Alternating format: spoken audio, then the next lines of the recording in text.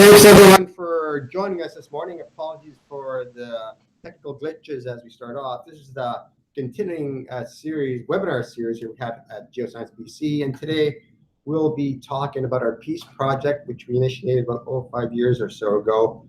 We have a suite of experts, researchers that have worked on this project. We'll be talking technically. If you're not a technical person, you're welcome to stay along to learn some new words, and hopefully at the end of the day you'll know a little bit more about groundwater and what we do to help map groundwater. So with that, let me start doing this and we'll get the show on the road here finally. Okay, so we got that up,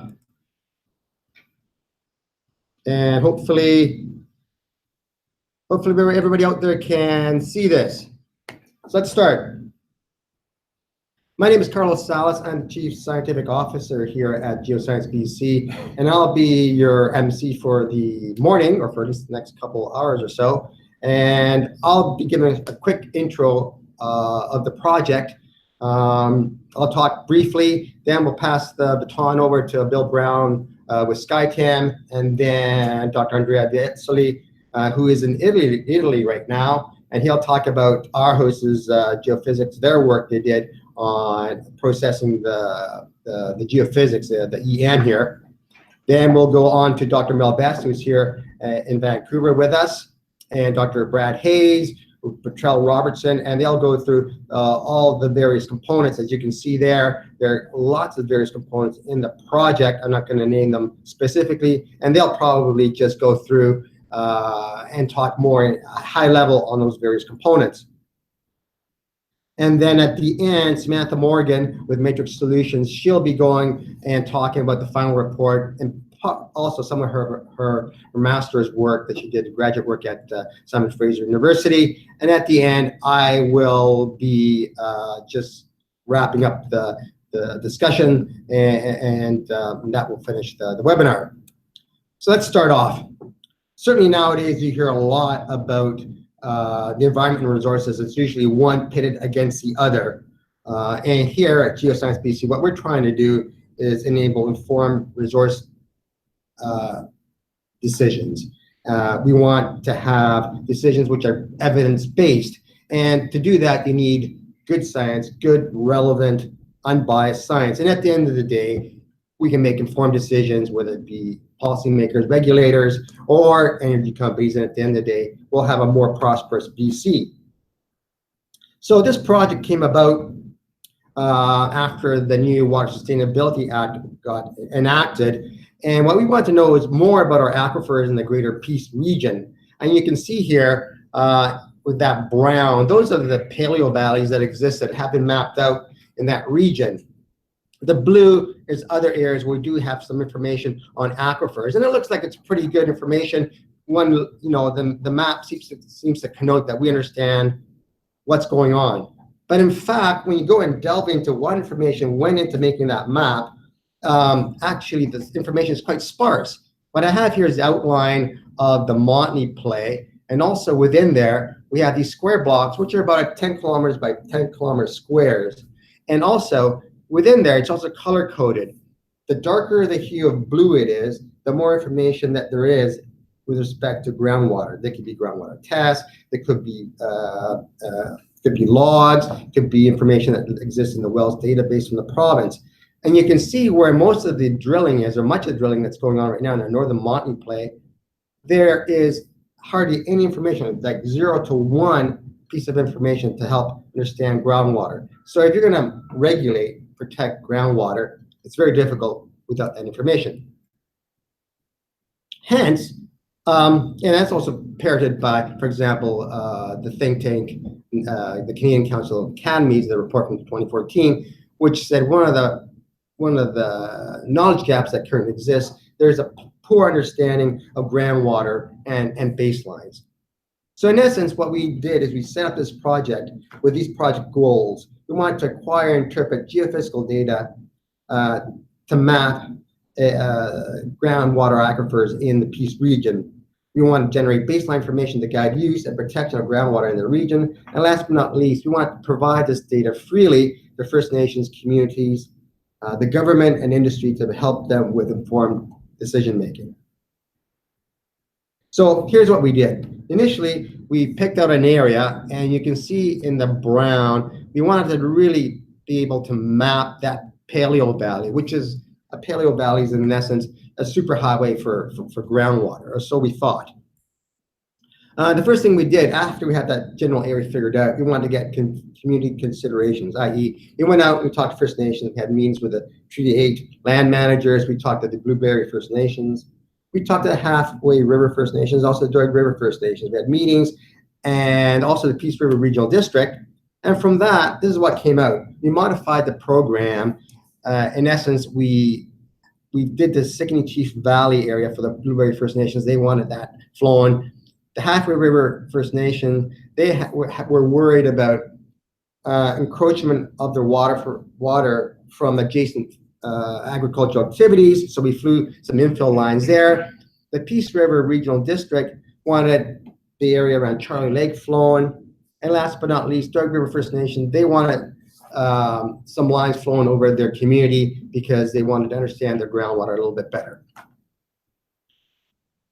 So here is the general methodology that we used for the program, and then the various research will dive into the various details on this.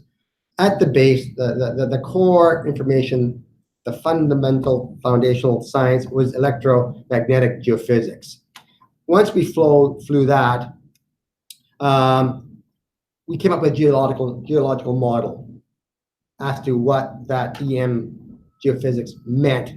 And then the next step was to test the hypothesis, which meant we had to go out there and drill some wells to make sure that our hypothesis was correct. And then last but not least, we wanted to get all the pieces of information, put it together, and see if we could come up with some hydrogeological model that would let us know whether is it a good area for groundwater exploration, is it poor, what do we know about groundwater and the hydrogeology. So that was the last part of the study, and then the various researchers will go into the various facets of that. So with that, I will pass the baton on to, I believe it will be Bill Brown. So let me put that away, and I need to bring up Bill's presentation. Is that correct? Bill will bring his own presentation. Bill will bring up his own. And do I need to do something here? Just end your screen share. Stop screen share at the top there. Okay, here we go. We're going to end the screen share in a second. I think I've done that. Yeah. So it's over to you, Bill. And Bill's broadcasting from Ontario, by the way. That's not Bill. No, I was just moving the camera so we could see the room. Fair enough. But Bill can go next.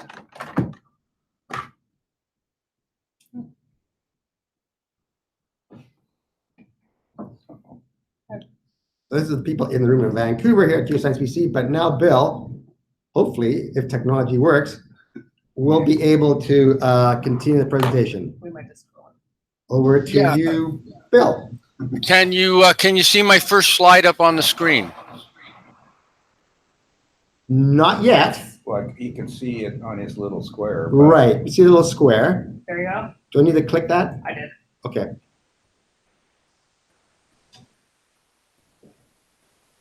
So it's hang on, Bill. Okay. I see it on mine. It says it's Google Hangouts is sharing my screen. There Yeah. you go. We're set, Bill.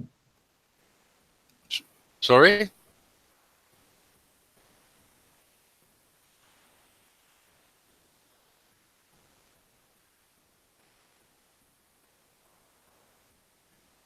Hello, hello? Yeah, Bill, we can see the screen. Okay, so I'll start?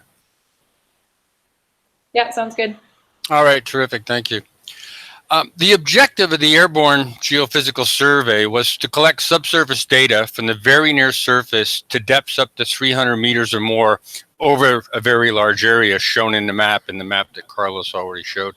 Geoscience BC wanted to combine this new information with prior data to determine optimal places for accessing or protecting groundwater and to find non-potable sources of water for energy companies operating in the area.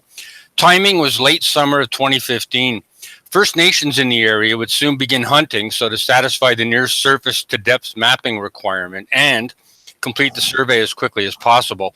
The SkyTem 312 FAST system was selected to collect time domain and magnetic data. The helicopter-borne time domain electromagnetics is carried out by energizing copper coils in the loop suspended beneath the helicopter that transmit electromagnetic signals to the ground, known as the primary field, shown here in black. The primary field causes electric currents to flow in conductive materials in the subsurface. These are called eddy currents that then generate a secondary magnetic field, shown in red, that is sensed by the receiver coil. The magnitude of the secondary field depends upon the type and distribution of conductive material in the subsurface. Apparent resistivity values from the airborne system, referred to as ohm meters, can be interpreted to identify aquifer and other material. The chart here from an agricultural area shows an interpretation of geology with principal aquifer materials, sands and gravels, being in the 20 to 50 ohm meter range.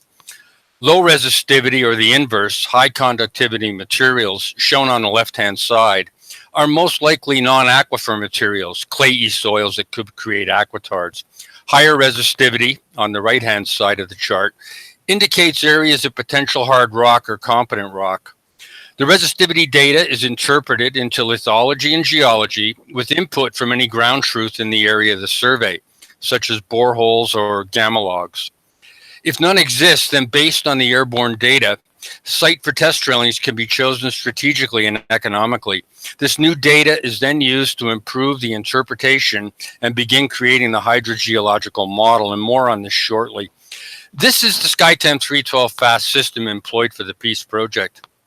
The number 12 in the name represents the number of copper coils in the loop that are used to generate the primary field. 2 turns of the coils transmit a low moment for near surface mapping, and all 12 coils are energized to maximize power and the depth of penetration. The system pulses both high and low moments concurrently as it flies over the Earth.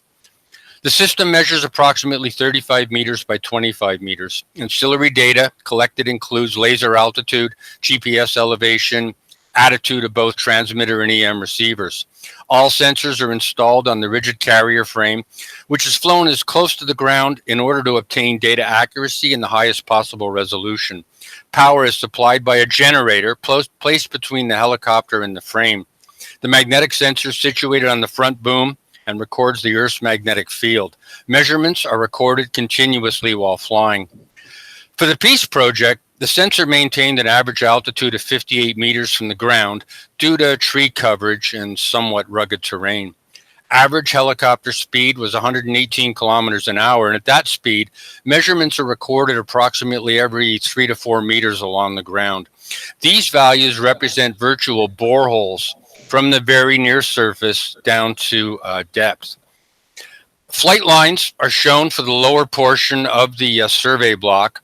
The area was mapped at a 600-meter flight line spacing, shown in the yellow lines, with tie lines shown in red, flown every 2,400 meters. All data was collected in only 6 weeks, with preliminary data delivered every 48 to 72 hours throughout the project. Before turning this over to Andrea Visioli for discussion on the data, I want to mention that communications program for First Nations people in the Peace was carried out by Geoscience BC and SkyTem. Here we see Carlos reviewing some of the preliminary airborne data with members of the local community.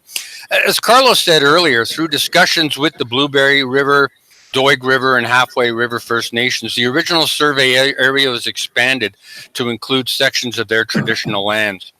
Flights were planned and coordinated daily to avoid disturbance of First Nation cultural events, farmers, and ranchers in the area. And one of the many advantages of airborne geophysics is there are no boots on the ground. And with that, I will turn it over to Dr. Visioli. Okay, thank you very much, Bill. So with that, we will pass it over to Dr. Andrea Visioli with Aarhus Geophysics. And you'll need to share your presentation, Andrea. Okay. Hi, everyone. I think I am already screen sharing. At least this is what it says. Can you see it? Not No. yet. Yeah, he's screen sharing, Yeah, but he hasn't okay. opened up his presentation yet. Okay, fair enough.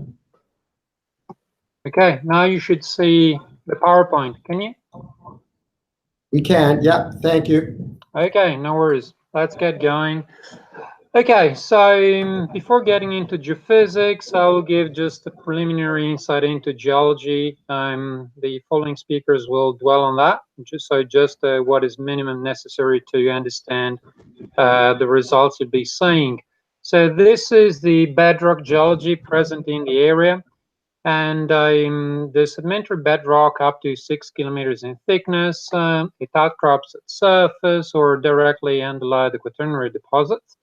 And there are different marine transgression regression cycles within the bedrocks, and you can see here listed some names that you will hear about later in the talk. You have the Dunvegan, the Sully, the Sican, and the Buckinghorse. All these are different bedrock units with slightly different lithologies from the area.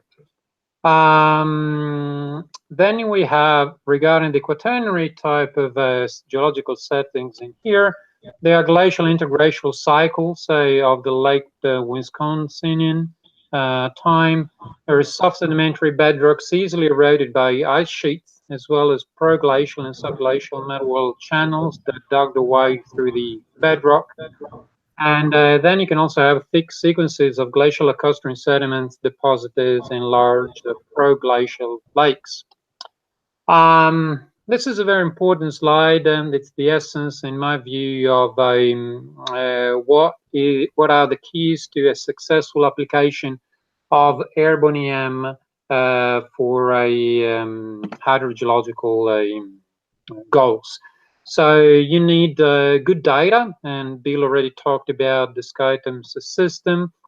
Then you need good data processing. That basically means taking the data delivered by the contractor and take out artifacts which are present in the data, which are due to infrastructures or to other type of noise.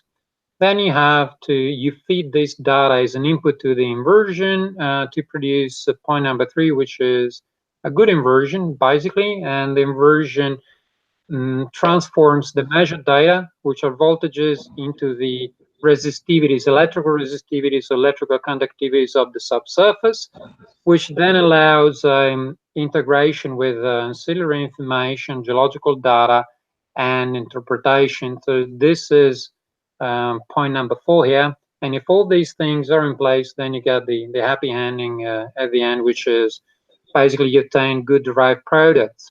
I should mention that this is not a one direction workflow, because sometimes you will get not so good inversion results, and that can be for a number of reasons. Usually the cause can be lies in the data processing. So very often after you do the first inversions, you actually go back to the data to do some fine tuning, and then you start again and you run new inversion. The same holds for when you do the first data integration and interpretation steps. There, more often than not, the first results do not match your prior knowledge and understanding of geology, your ancillary information, and that requires for extra fine-tuning of the inversion. So you go back from step number 4 to step number 3, and sometimes you can actually jump back from step number 4 all the way down to step number 2, because sometimes the culprit of something doesn't quite match could actually lie in the data processing, and in some cases also you may be forced back to jump back to point number 1 actually. So, but if all these things are in place, after you've done this recursive exercise where you get feedback from geologists that feedback onto the geologist, the new inversion, which is very important, then you can actually get some very exciting derived products at the end of all this. Okay, just a few shots about examples of data processing. This is processing of altimeter data as Bill pointed out, the system is equipped with laser altimeters, and what they do, they get reflections from the ground, and if you've got trees, you get canopy effects, and these have to be cleaned before the data is input for the inversion, because otherwise you're going to get artifacts in the inversion. So this is an example of filtering of the laser altimeter data, and you're basically looking for the reflections which are further from the helicopter. This is another example of processing of the data. This is the EM data. And the top here you have the low moment data, and the bottom you have the high moment data over a stretch of about 5 minutes of data. So this is whilst the system is flying, it's acquiring continuously, and then you can plot the voltages here in this way. And you can see that there is some grayed out voltages that here in the middle, which have been taken out because they actually are affected. They're pieces of data which are affected by infrastructures. In this case, coming from roads. So you got roads, you got pads, you got power lines. All these things can create artifacts in the data that need to be taken out before they are input to the inversion. Otherwise, you're going to end up with artifacts in your resistivity models and potentially in your geological models. So these are the types of noise which are sources of which come from coherent sources of noise. Then you have the incoherent noise or white noise and random noise, which is still left in the data. This still needs to be taken out basically at the late time. So towards the end of the transient, when we're about to fall into noise, there's nothing wrong with it. Every geophysical data set has got noise associated to it. We just want to reduce it as much as we can so that it doesn't create artifacts in the inversion. So you see in the top you have the raw data after the decoupling to infrastructures, and the bottom you have the average data, which basically shows some smoother channels. No important features haven't been lost. We just get a little bit quieter channels at the late times, and this is a better input to the inversion. I can hear a little bit of echo. I think some of the speakers have got the mic open. Can you please turn that off? Yeah, we'll try to do that. Thank you. Okay, I'll continue.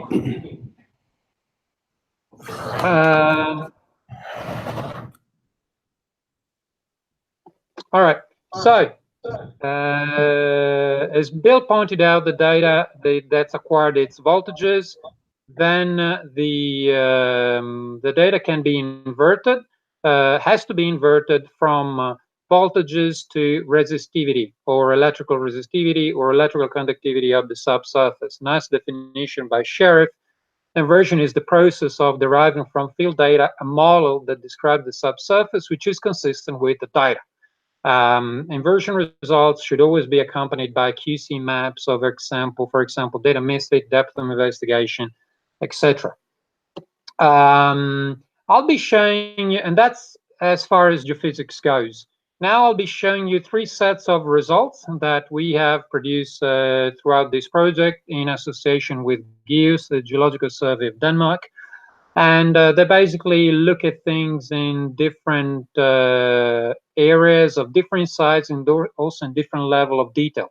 So first I'll be showing you some basically geophysical results over 3 areas where we've done the processing and inversion, and also for these areas we also deliver some very preliminary qualitative geological insight and structural interpretation. And you can see there the areas I'll be talking about.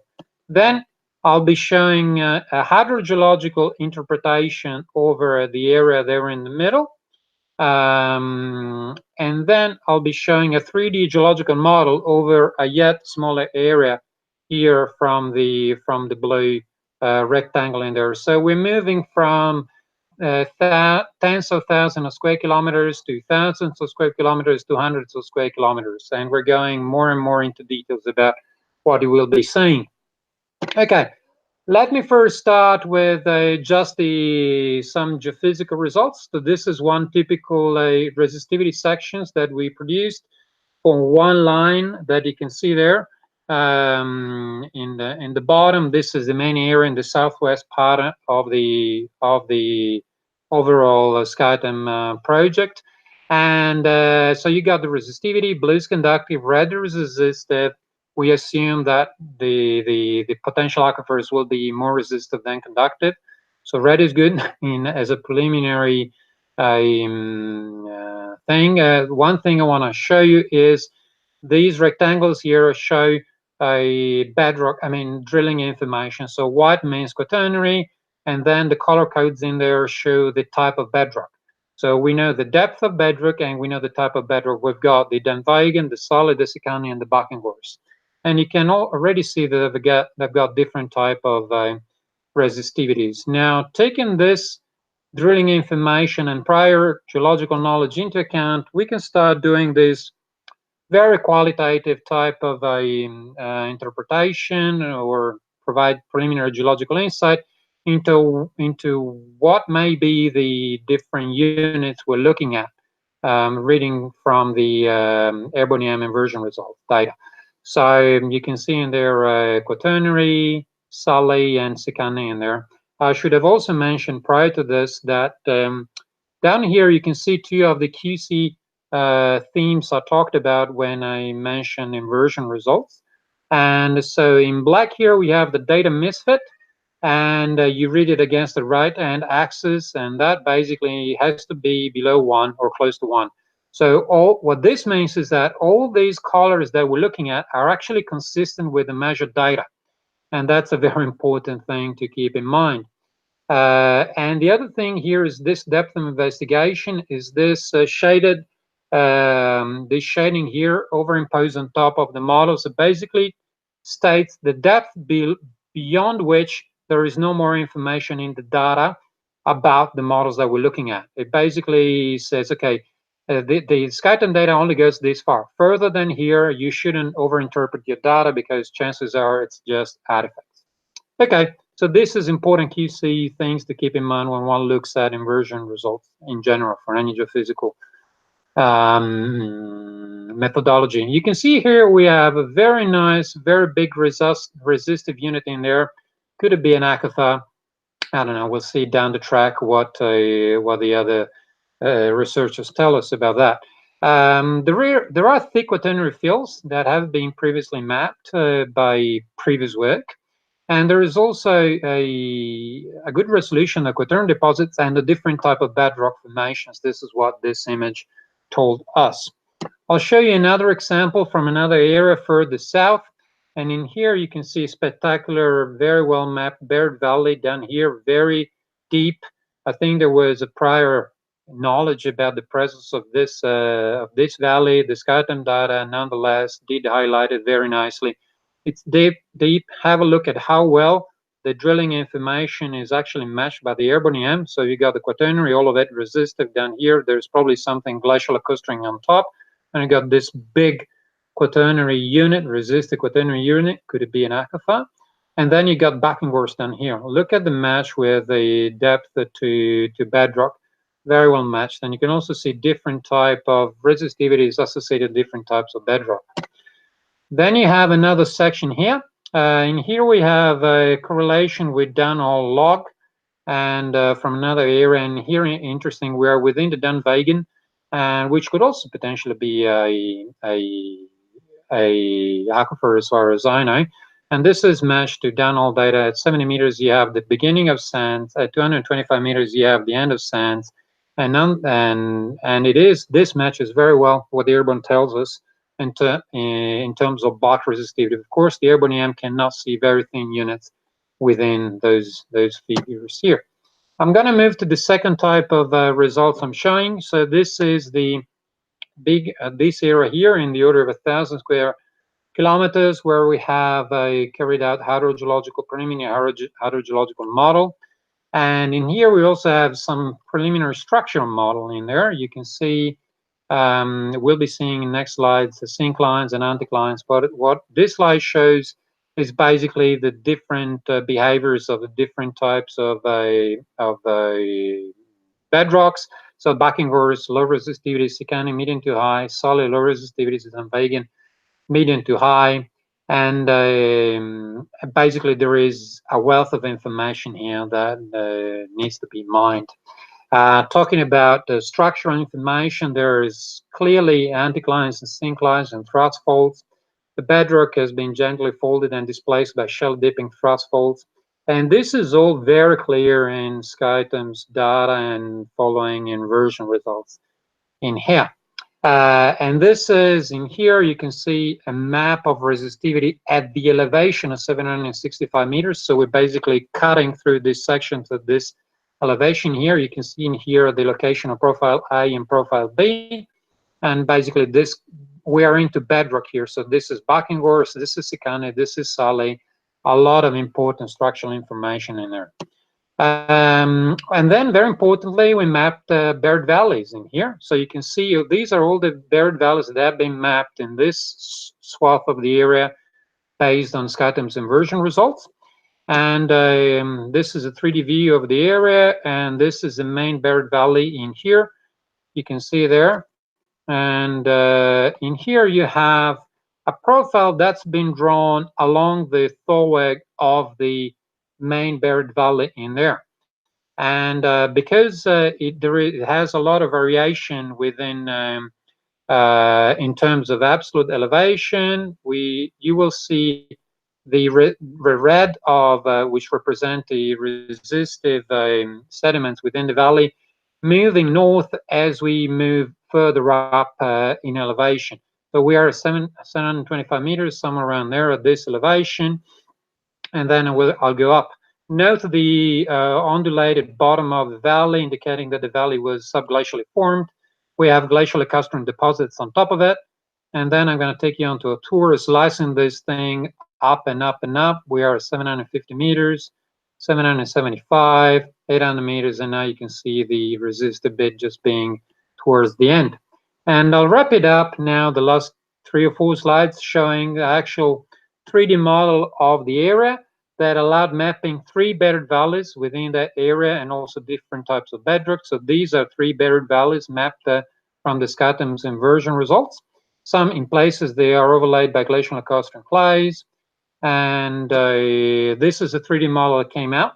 So we got 3 generations of buried valleys. Some of them are sand filled, some of them are clay filled, and you can also see different type of bedrocks in there. This is the main buried valley at the bottom. And then I'm going to leave you with 2 beautiful cross sections in here obtained from the geological model, where you can see the different buried valleys. Some of them are sand filled, some of that are clay filled.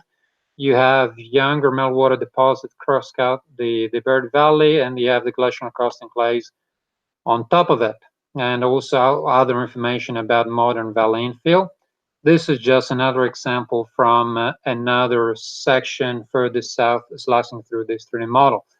So in general conclusion is that this basically changed the prior knowledge about the already at this level, which is preliminary in terms of the type of deliverables we produced from a hydrogeological perspective, already changed quite a bit the hydrogeological perspective for the area between before and after.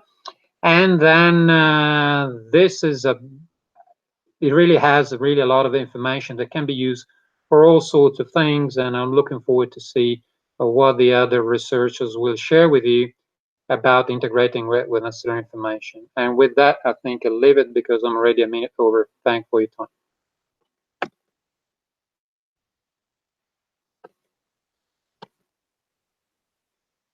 Okay. Do I stop sharing? Yes. How do I do that? Hold on. You are screen sharing. How do I stop screen sharing? Give me a sec. Screen There we go. share. All right. Okay. All right. Thank you, Andrea. That was very good. And now we're going to pass it on to Dr. Brad Hayes, and he's going to be talking to you about some of the upfront work that went on as far as the geological part. But I would like to say something. if there are any questions, you can certainly email them to us, and we will ask the proponents the researchers to answer those questions. So if there are any questions, please do that, and we'll make sure that the questions get to them and they get answered. Thank you very much then. All right, over to Dr. Hayes. I'm live. Thank you very much. Live. Thank you very much, Carlos. What I'd like to introduce now is the geological calibration to some of the geophysical work that you've just seen presented today. I'll lead this off, and then I'll turn it over to Dr. Melbest to dig in further on the details. So in what we did to calibrate the knowledge of existing geology in the area to the geophysics was twofold. The first step we took was to map the depth to bedrock and interpret quaternary stratigraphy in shallow sections of petroleum boreholes. So we've got a lot of petroleum exploration in the area. The pink dots here are the control points that we used across the area, and I'll get into those a bit more in a moment. The second step we undertook was to compile the existing surficial geology mapping, and then to incorporate the borehole interpretations for kind of a unified picture of the overall geology, so that we could then do a detailed comparison to the geophysical work that you've just seen. So we used 1,381 petroleum boreholes. They each had gamma ray logs run through the cased hole section, which is the shallow part of the borehole. They extended as close to surface as we could possibly get to get as much shallow information on the geology as we could get. Sometimes it was only up to about 50 meters, but in most cases we had log coverage up to very close to the surface within a few meters. I just wanted to note, you can see, looking at the control points here, the pink dots or magenta colored dots, drilled along northwest southeast structural trends. That reflects the petroleum traps and occurrences in the subsurface, and also the same structural geology that we just saw illustrated from some of the SkyTem work. So in order to understand what the subsurface logs are telling us in terms of shallow geology, we looked at these petroleum borehole sections, and what we see here, we've got a blue dashed line in the middle of the log called the base of surface casing. So above that point, whoops, that was very sensitive. Above that point, the logs that were run through steel casing and cement boreholes, so that the gamma ray signal was quite attenuated. So we undertook a statistical technique pioneered by Eric Quatero at University of Calgary to correct these cased hole gamma curves so that we could get one unified gamma curve to interpret borehole stratigraphy. And that's important because really this is a pattern matching, pattern recognition exercise. And if we don't have a uniform signal all the way through the borehole, it's very difficult to pick our geological contacts. So the original cased hole gamma log is shown in black on the left in the upper part of the borehole. When after we corrected it, we got the corrected cased hole gamma log in red on the right. We merged it with the open hole log that was run below the surface casing to get the red curve overall throughout the borehole. That's what we use to interpret stratigraphy. In this particular case, the example shown, we have the Siccany Formation in the lower part of the log, the Sully Formation above that. You can see just right near the top of the well log, we've got a little arrow saying top bedrock and an unconformity surface. Above that, we've got quaternary section. So in this particular location, we've got on the order of about 20 meters of quaternary section over top of bedrock that we can ascertain with pretty good certainty. So when we put together a whole bunch of these gamma log, corrected gamma logs and draw geological cross sections, we can trace stratigraphy through the subsurface, which is a normal process when we're doing petroleum geology, but we can also pick the top of bedrock from well to well to well and correlate that across the area. So you can see I've got a 50-meter scale there. In most cases, again, we're looking at a quaternary section that's quite thin, but we can, it's usually picked, there's two ways to pick that bedrock surface. One is by looking at the deep petroleum geology or subsurface geology and moving upward until we hit an anomaly that indicates that, hey, we're not in Kansas anymore, at least we're not in the bedrock anymore. We've hit the quaternary section, and we correlate from bottom up to pick that surface.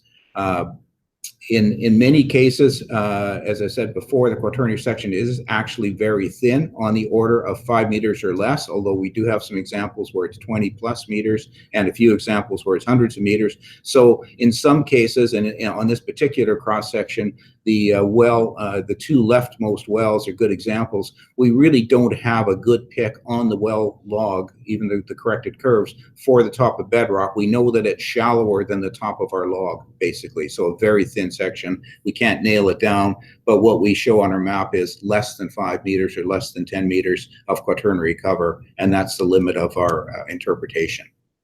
So, as I said before, we can pick the base of the quaternary, the top of the bedrock, from deviations from the predicted bedrock stratigraphy.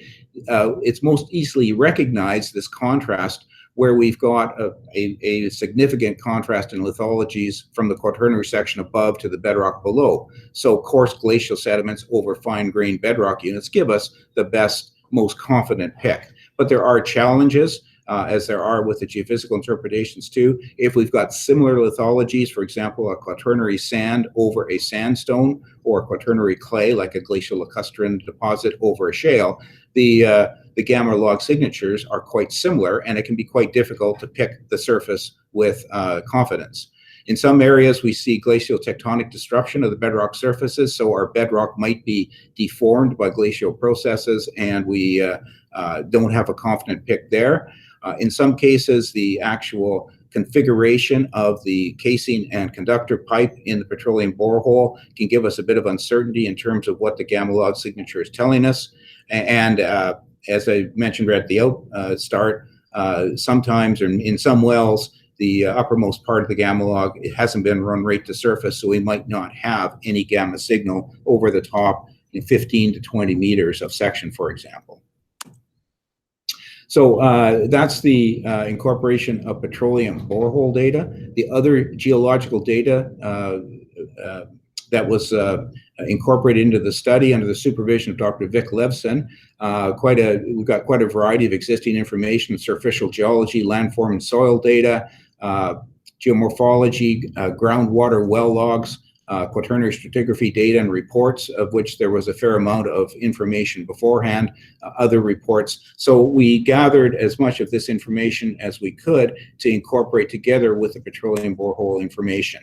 So here's a map of surficial geology through the bulk of the area, and there wasn't actually a unified map before. So one of the first exercises Dr. Levson undertook was to compile about 16 different maps with quaternary geology, landforms, and soils to produce this unified surficial geology map. And he had to obviously do some simplification because each area was mapped separately, and they had recognized different units in a number of cases.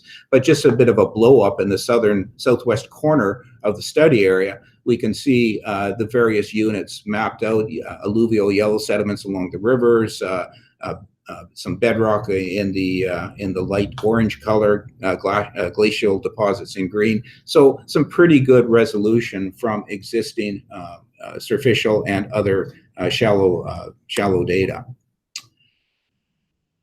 And then, as I say, the stratigraphic intervals with aquifer potential were also interpreted from gamma log. So as I said, the first thing is how deep is the bedrock, but then when we do have substantial sections of quaternary sediment that are represented on our corrected gamma logs, we're able to actually interpret aquifer intervals, basically clean sandstones and that. So we did some databasing of tops and bases of these potential aquifers, also identified and databased confining aquitards that would confine the geographic distribution and hence potentially water flow within quaternary aquifers.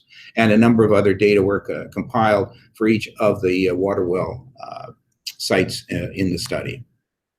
So just to summarize this portion then, We identified a number of key features in the overall mapping here, and if we just pointed a few of those out, many of them we knew beforehand. Some of the large and deep paleo channels, for example, in the southern area around where the Peace River is. But we did a couple of things that we really gained a lot of additional understanding on. For example, Block 3 up in the northern part there, the complex paleotopography and aquifer geology in the upper Beaten River, Sikanee Chief drainages. There were a lot more paleo channels and so on there than we had actually understood before. Similarly, in Section 5 down in the Charlie Lake area, when you really zoom in on that area, we found a lot more complexity than we had originally appreciated before this work was undertaken. So to summarize this portion of the study then, we integrated the stratigraphic interpretations from petroleum boreholes and existing shallow maps to give us a better overall understanding from strictly the geological point of view of quaternary sediment thickness, paleo valley aquifer distribution. A general observation that surprises no one: the quaternary sediments are thin across most of the area, and substantial aquifers are confined primarily to major paleo valleys. We do have other things that can be undertaken in the future, and actually were undertaken to help improve this calibration. That sums up my portion. I'm going to turn it over to Dr. West. Thank you very much, Dr. Hayes. I should add also, as far as if you are emailing questions, they should go to appleby@geosciencebc.com. So that's Alpha, Papa, Lima, Echo, Bravo, Yellow. So appleby@geosciencebc.com. Thank you, and I'll pass it off to Dr. Mel Best. Okay, so as you can see from what Andrea said earlier, that I think it was item number 4 in his list, or 5, the ground truthing. You know, we have ideas what the geology is. We got some good indications from the gamma log studies and the superficial geology, but we really have to actually verify it. So what we were doing with this, and this was done with Dr. Dick Levson and myself, was to try to pick areas to test the geology. And if you look at that last map that Dr. Hayes had showing the areas, it turned out some of the areas that we picked were in those areas, you know, for testing. And I think it's important that we did that. You just go this way. There you go, that little guy. So the objective of the drilling program then was to test if the geological model developed from the combination of the Airborne EM and the gamma log study was correct. And we're not really looking for water, but you know, we actually found some water along the way. But it was really not to look for aquifers with water, and we're just trying to understand the geology. That was the most important part of this. So what we did was we actually compared the airborne inversions carried out by our house with the borehole information. And what we did there was we drilled a series of wells, got geological logs, and we also ran geophysical logs, both gamma and resistivity, so we could actually use the resistivity for a one-to-one comparison with the airborne EM, and of course the gamma logs we could use to compare with the work that was done by Dr. Levson and Dr. Hayes. So selecting wells, if you think about it, the area is something like about 60 kilometers by 120 kilometers. It's a very, very big area. And that didn't include the Charlie Lake or the Doig areas. So there's a lot of space there. And we actually selected 12 sites. And they were based on making sure we cover the geographic distribution. We wanted to look at a range of geological complexity. We wanted to look at different aquifer types: floodplain, terrace, paleo channels, bedrock. And we also had to take into account what was requested from municipalities, First Nations, and petroleum companies.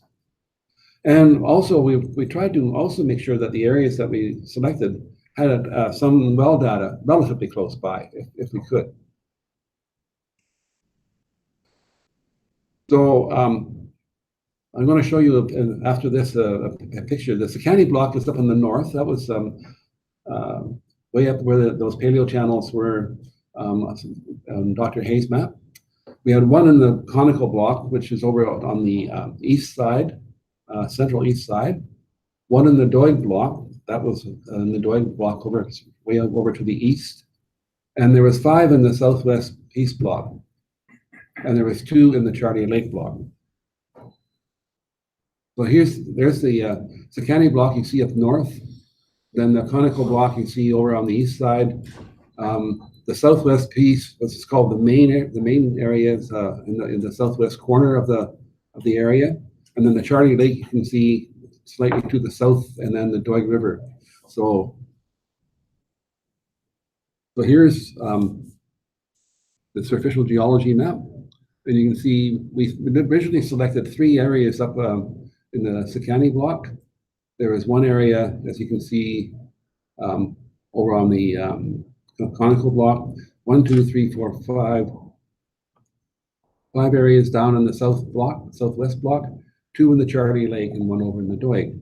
However, after looking at road access and other considerations, land access, those things, we had to move some of the sites. So 6, 7, 8, 10A, and 12 were moved, and several of them were dropped. And it turned out we added 2 new wells to replace some of the ones that were missed. And after we had finished our report, 2 wells were added. One was by Simon Fraser University, and one was by UBC, and the 10X and 13 were these 2. So these ones were added on the request of other participants. So these are the final well locations. You'll see number 3 is in that paleo channel that was up in the Sakani block. Unfortunately, there was no good road access over in the conical block, so we had to drop that. We also dropped several of them in the southwest block, but we replaced them with several new ones. And there was one. We only went to 1 over in the Charlie Lake block. These are the wells that were drilled. So 1, 2, 3, 4, 5, 6, 7 wells were drilled. Now in those 7 wells, all but number 3 had gamma and resistivity logs. As you can see, that's almost 6, maybe more, about 80 kilometers further north. So it's a long way to go. So we just ran out of time and money to actually do all the gamma log, the geophysical logs. So what we did was we actually made a prognosis of each well, and we put the location of the well on a portion of the surficial geology. We put also where there are any nearby water and petroleum wells, and we also gathered up any kind of gamma logs that was from the closest petroleum wells. So we looked at all that information, and also we put the location of the well on similar portions of the resistivity depth slices, the 5 to 10 meter depth slice and the 15 to 20 meter resistivity slices that were generated by our house. And these were used to select these were also used to select the closest airborne profile, as well as identifying continuity of the resistive feature associated with the well location. The location of the well was also placed on this profile with the UTM coordinates listed so that we could actually go right to the right location. So a log, we actually then, where the well was, we actually went into the R house inversions and made a resistivity versus depth log. So this is a resistivity log, not geology. Now then what we did was we interpreted this log in terms of geology to get the estimated depth to bedrock. The geological interpretation consisted of Dr. Levson's knowledge of the area coupled with the gamma log study. Now the resistivity values were based on the following table of estimated resistivity ranges for various materials. And this is important because you'll see that just like with the gamma logs, some things between bedrock and quaternion sections have the same resistivity values as well. So you get clays and shales. They're both basically less than 15 ohm meters typically. Then you can have till, and you can have shale siltstone, and so on. So you can see that trying to separate out bedrock from quaternary can be difficult. So I have to keep that in mind when you're trying to do the interpretation. So anyways, I said only 7 wells were drilled and 6 were logged due to the large distance between wells. The demo cost for both the drilling and the logging operations was very, very large. It was a big area, and a lot of time was spent just moving from place to place. We overestimated how many we could actually drill. As I said, we produce geological logs and gamma and resistivity logs. So I'm not going to go through this. This just shows where the original well was. And if you look at the last column, it'll tell you how far we were from where we had originally selected it to where we actually had to do the drilling based on things like road access and permission to get on the property. So you see that the number 3 had to be moved nearly 1.8 kilometers, where some of the other ones were only moved 100 meters. And of course, 10X and 13 never had predictions ahead of time. So these were just wherever we finally made the selection. So that's why there's no difference there.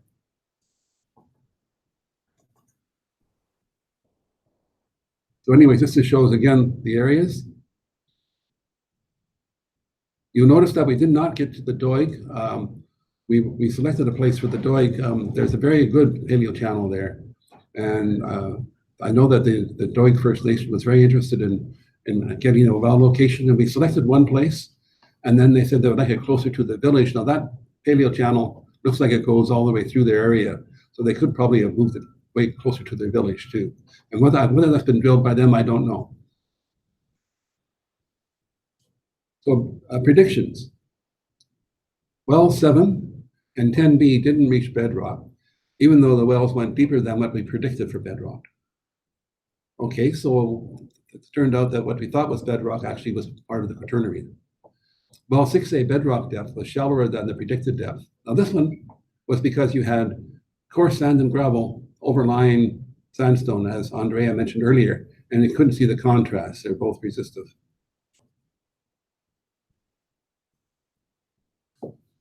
So general concerns with the prognosis is overlapping resistivity values, just as I mentioned earlier, showing you that table between quaternary and bedrock units.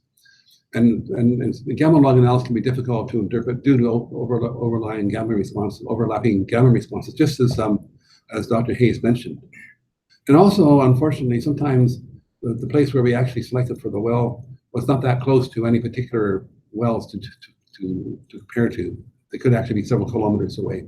So again, it was a little bit difficult sometimes. Conclusions, though, I think are pretty clear.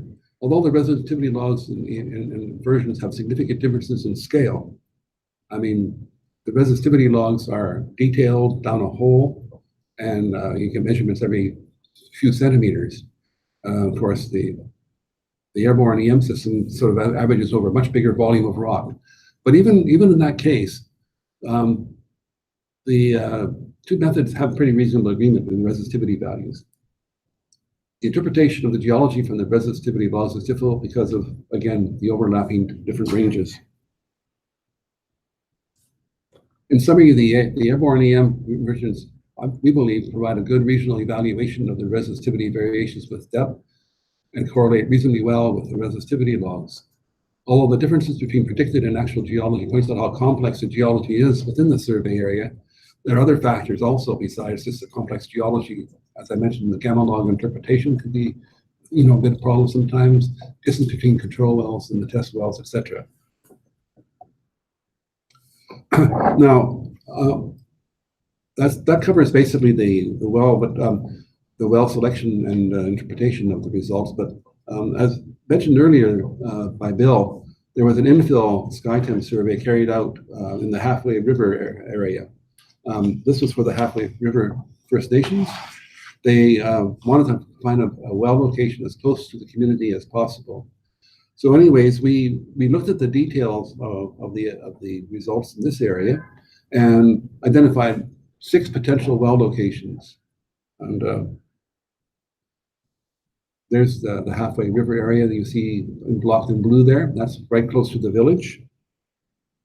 And here is the Halfway River going through the middle of this area. You can see the white, and you'll see the stars. No, the next page. This one is the next one. I'll have the stars. But you'll see that well 7 was one of the wells that we actually drilled. Was right at the edge of this area. So we have that as a calibration point too. If you look at the resistivity area now, you'll see the blue stars there. Those are the 6 areas, and we tried to get them as close as we could to the actual village. But it turns out that some of the areas that were best were a little further away. This is actually the flight lines from the SkyTemp survey overlain on the 10 to 15 meter resistivity depth slice. And again, the colors here are the reds, and the yellows are more resistive than the greens and blues. So anyways, without going into great detail, we actually looked at a glacial fluvial bench. It was relatively close to well 7. That was target A. Let's go back 1 minute. So you take a look at the A and B are in the north, C and D are over to the west, and E, F are basically to the southeast. So target A was a glacial fluvial bench. Target B, on the lower alluvial bench right in the village, actually had the deepest potential target. The lower alluvial benches, target C, had 2 potential zones, and D and F, and one higher alluvial bench, target E. One of the things we like to point out is that the higher alluvial benches are actually pretty poor quality. I think we felt that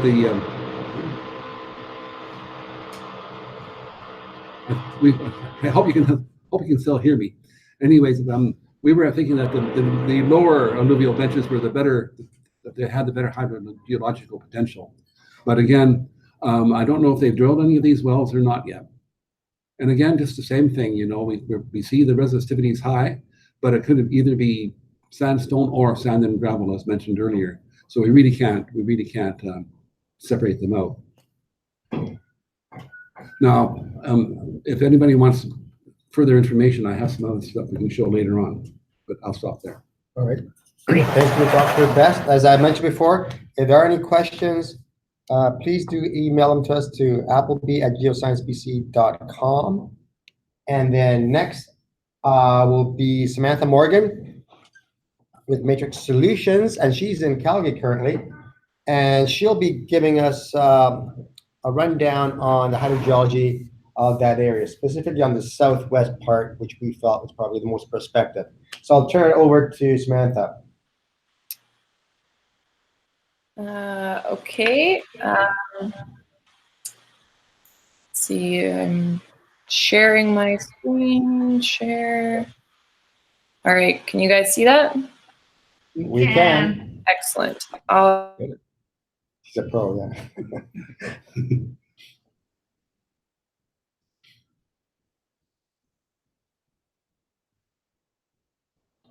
Dr. Allen wrote for the Peace Project. Okay.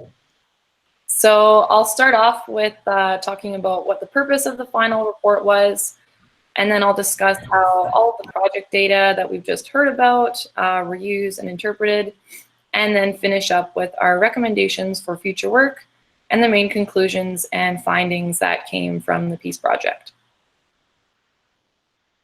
So from all the presentations that we've heard so far today from this webinar, it's pretty apparent that the Peace Project was truly a multidisciplinary project that involved a number of different studies. And so one of the main goals of the final report then was to synthesize the information from all of this work and summarize the key findings of the project as a whole. And from there, the outcomes and deliverables of all studies were used to present the combined interpretation of the shallow aquifers and the quaternary geology and hydrogeology of the Peace region. And then finally, we provided some recommendations for future work. So just to provide a bit of a timeline, as Bill mentioned in his presentation, the Peace Project kicked off in 2015. And this schematic here illustrates all of the various project tasks and data surveys that were carried out, most of which we have heard about today. And these studies conducted under the auspices of the Peace Project range from local to regional scale, and from geological to geophysical to hydrogeological investigations. And this is the list of the reports that came from all of these studies. And so the first half of the final report summarizes each of these and discusses the data acquisition methods and the produced data. And there were various applications of the project data. Now, most of these have already been talked about today, with the exception of my thesis here and the work by Hall et al. So I'm going to briefly talk about those right now. So in my thesis, I explored the role of a large buried valley network in the regional hydrogeology of the Central Peace region, which corresponded to that southwest area of the Peace Project, which was called the Peace Main Phase 1 sub-area. So I developed a geological model of this buried valley network using a facies modeling approach and the reservoir software Petrel by Schlumberger. And the primary data that I used were the 3D inversion results from Aarhus, and those were supplemented by the corrected gamma logs from Petrel Robertson, and then the geophysical and lithology logs from the Peace Project drilling campaign. And so, as other people have said earlier today, with these data, high resistivity and conversely low gamma were interpreted to represent sands and gravels, and in some cases sandstones, whereas low resistivity and high gamma values were interpreted to represent clays, silts, tills, and shale.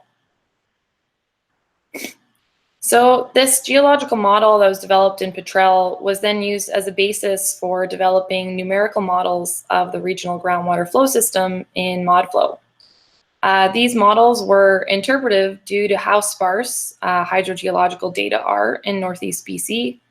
However, the interpretive models are still useful in investigating groundwater processes. And so the results of the flow modeling suggest that permeable deposits exist within the buried valleys. However, they're not regionally connected throughout that whole buried valley network, and thus they don't play a significant role in regional groundwater flow regime. Now, this conclusion was based on this geological model, water balance and hydraulic head distributions from the numerical flow models, and then practical applications of the numerical models, including pathline mapping and travel time estimations and pumping simulations. But despite not being regionally connected, the localized permeable deposits may still offer a viable groundwater source in the area. And a similar study was done by Hall et al.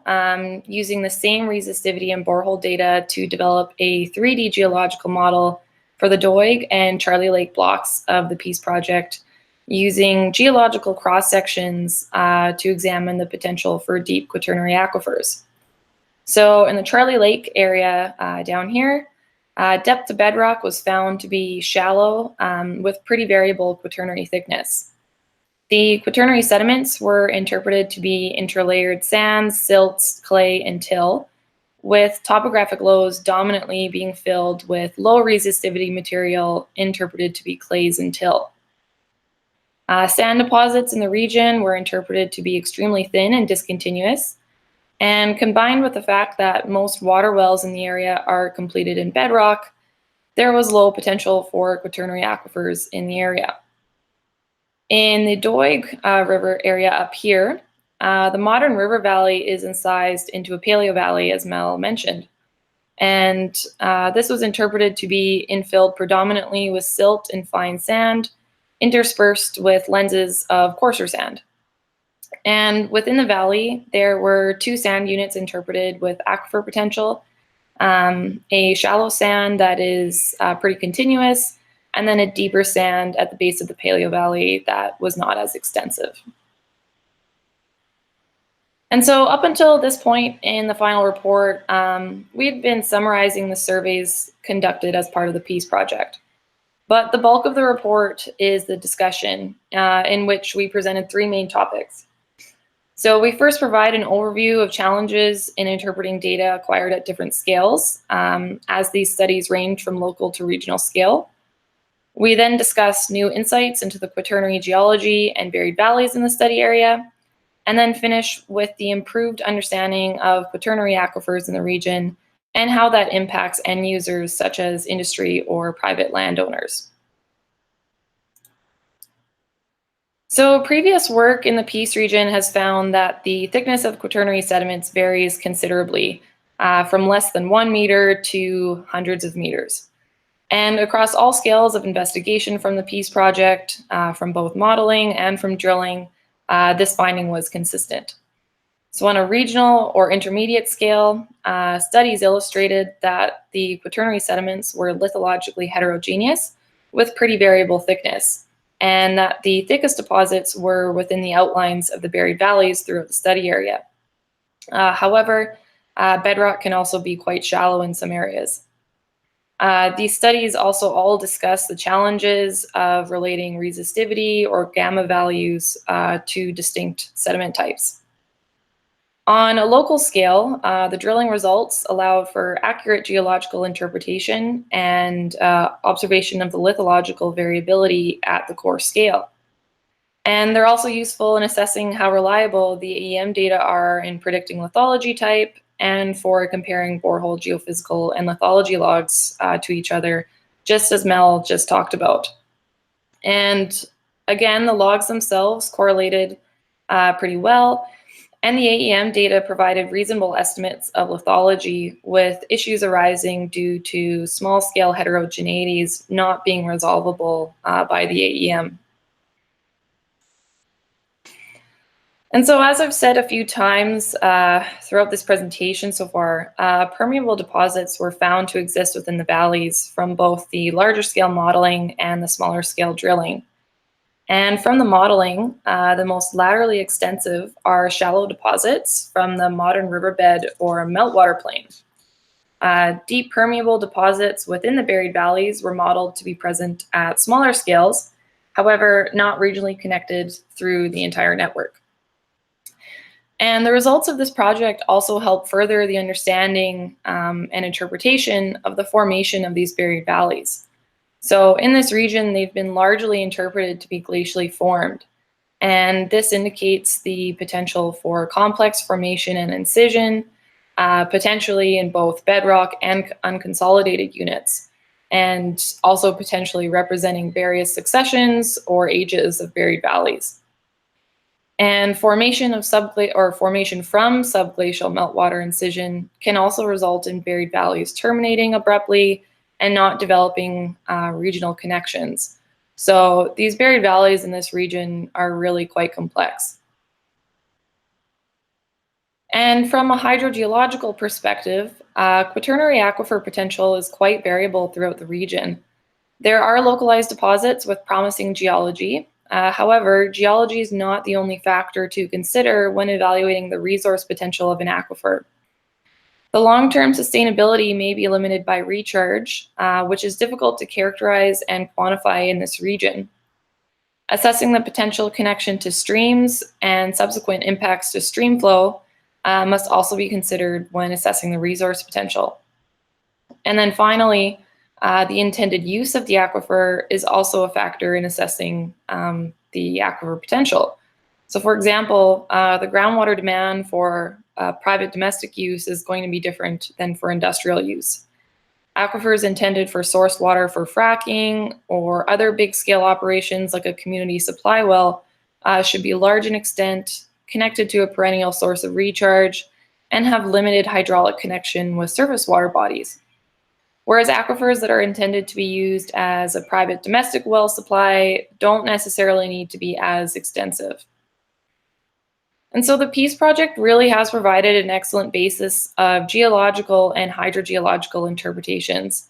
However, further in-depth characterization is really needed to fully evaluate the resource potential. And so that leads into the last component of our final report, which was to provide recommendations for future work. So the results of this project demonstrate just how heterogeneous the quaternary sediments in the region are and the associated geophysical uncertainties.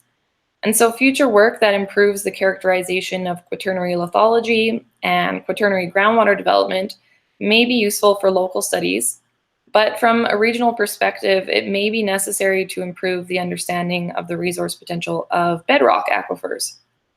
The majority of water wells in Northeast BC are sourced from bedrock aquifers, and so they may provide more regionally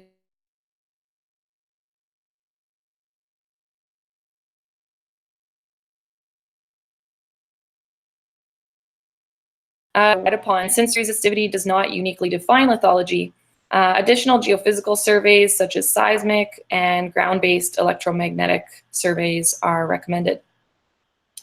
Depth of bedrock was challenging to accurately predict and model due to uncertainties associated with the geophysical data and then just a lack of confirmed bedrock picks in the area. But because of how important the top of bedrock surface is to understanding quaternary thickness and the structure of these buried valleys, it's highly recommended that more bedrock contacts be collected through drilling. And while this could be achieved through drilling new boreholes or monitoring wells for research projects, perhaps new regulations for oil and gas or water wells could be introduced that require depth to bedrock be recorded on wells that are already being drilled for other purposes. If wells are to be drilled under projects similar to the Peace Project, conducting hydrogeological investigations such as pumping tests to collect more hydraulic data would be extremely beneficial. And then in addition to conducting further surveys and field investigations, a few collaborative studies were suggested, such as co-interpreting the 1D and 3D resistivity results, and then flying a similar SkyTem survey south of the Peace River, ideally in the Ground Birch area where Paleo Valley studies have already been conducted. And then finally, it's recommended that all of the data acquired from this project be incorporated into a public GIS-based support tool. And so to wrap up my part here, I'm going to finish off with the conclusions and main findings that we presented in our report. So the results of the SkyTem survey were successfully used in interpreting the shallow lithology of the Peace Project study area, so from ground surface down to a couple hundred meters. The corrected gamma ray logs were also effective in identifying the quaternary bedrock contact and the quaternary and bedrock lithologies. The Peace Project drilling program allowed for verification and calibration of the AEM and corrected gamma ray geological interpretations. The AEM data correlate reasonably well with the borehole logs obtained during drilling, and any inconsistencies are likely a result of the different scale or resolution to which the data are best suited. The results of the drilling confirm the presence of deep paleo valleys in the Peace Project study area. All wells were expected to encounter bedrock. However, bedrock was only reached at one of the wells.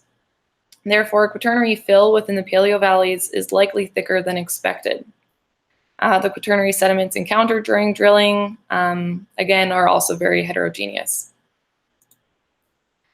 Hydrogeological studies identified potential unconsolidated aquifer units within the Doig and the Halfway River First Nations areas through geological interpretations of the project data. Hydrogeological modeling results suggest that permeable unconsolidated deposits exist within the paleo valleys at local scales, and these may offer a viable water source for low-demand users, especially when compared to shallow aquifers that have a higher potential for hydraulic connection with surface water. And finally, the hydrogeological modeling results indicate that deep permeable deposits do not appear to be regionally continuous throughout the entire Paleo Valley network, and thus it's unlikely that they play a significant role in regional groundwater flow. However, bedrock aquifers may offer a more regionally extensive, predictable, and reliable groundwater source for both low and high demand users in Northeast BC. And so with that, I'd like to thank Diane Allen from Simon Fraser University, and then everyone who's been a part of the Peace Project. And then I'll turn that back over to Carlos. Stop sharing. Thanks. There we go. Thank you, Samantha. That was great. And with that, probably what I will do before we go into the full-on question and answer, I'm just going to go through the conclusions, which in many ways will reiterate what Samantha just said, and then we'll go into the question and answer. So as soon as I get my last couple of slides, we will be ready to roll. So as far as regional high-level conclusions, we created a suite of depth of bedrock maps, and as you heard from various of the researchers, this is very important and needs to be done. We tested the sedimentological model by drilling 8 wells, and that corroborated the EM interpretation with the sedimentological interpretation. The geology of the shallow sediments is highly variable, as you've heard. The paleo valleys have a very complex genesis. These permeable sands are generally not laterally pervasive from what we've seen from the modeling.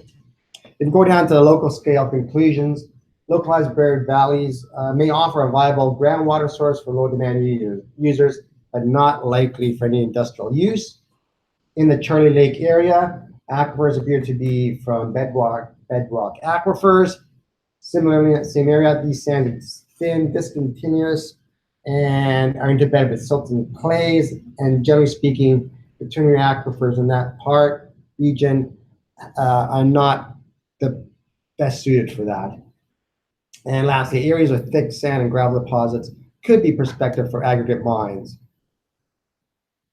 And then with that, I'd like to open it up for, first of all, let me thank all the researchers that helped us out throughout the whole project, and the ones that helped us today with all the presentations.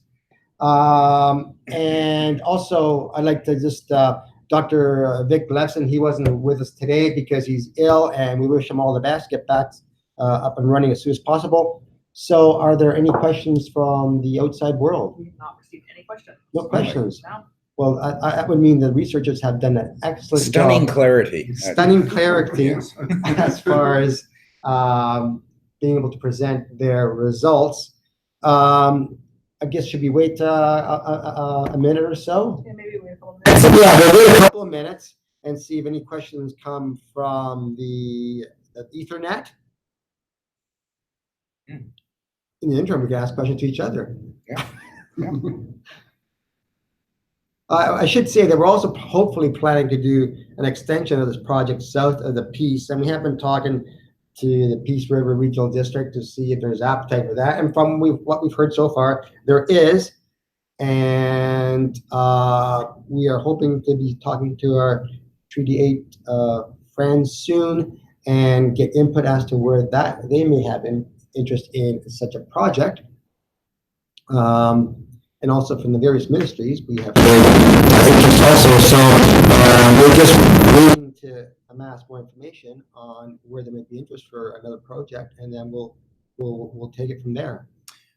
Perhaps I could mention as well, Carlos, that some of the surface mapping, shallow geological mapping that was accomplished in this study and through the petroleum borehole interpretation and the other work has also been very useful in other projects, such as our work with Pat Monahan in understanding the effects of seismicity in shallow sections. So this work has had additional uses as well as the aquifer characterization.